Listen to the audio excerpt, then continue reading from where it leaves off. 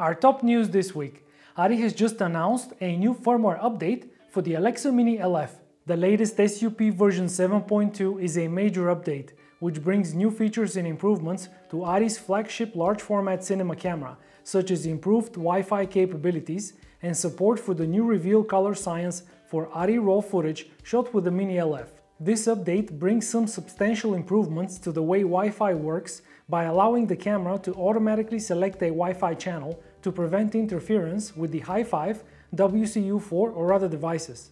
Other improvements include enhanced camera access protocol and better support for Canon EF stills lenses, which now provide smoother focus and zoom functions when used with the OCU1 or Master Grips. And last but not least, the browser-based web remote is out of beta and a great option for Android users. The web remote is now much more stable and has the exact same look and feel to the Alexa 35 web remote.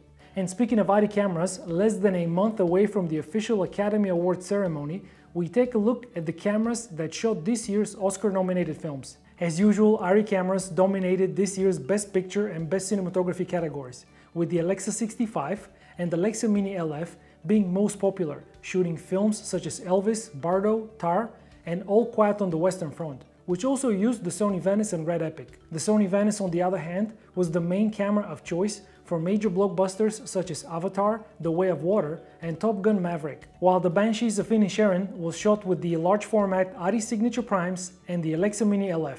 Adobe brings AI-assisted text-based editing to Premiere Pro. Now in beta, text-based editing has been designed to make it easier for editors to create a rough cut for interviews by using the automatically transcribed text to make cuts. Editing interviews or dialogue-heavy sequences can often be a time-consuming task. However, the Adobe Sensei-powered text-based editing in Premiere Pro now greatly simplifies and speeds up this process. After selecting automatic transcription and letting the AI transcribe the text, users can start editing directly using the transcribed paragraphs. Additional functionality includes increasing or decreasing the font size, hiding pauses, and even support for document editing shortcuts to navigate through the transcript. And that's it for this week. We'll be back next week with more news in 90 seconds.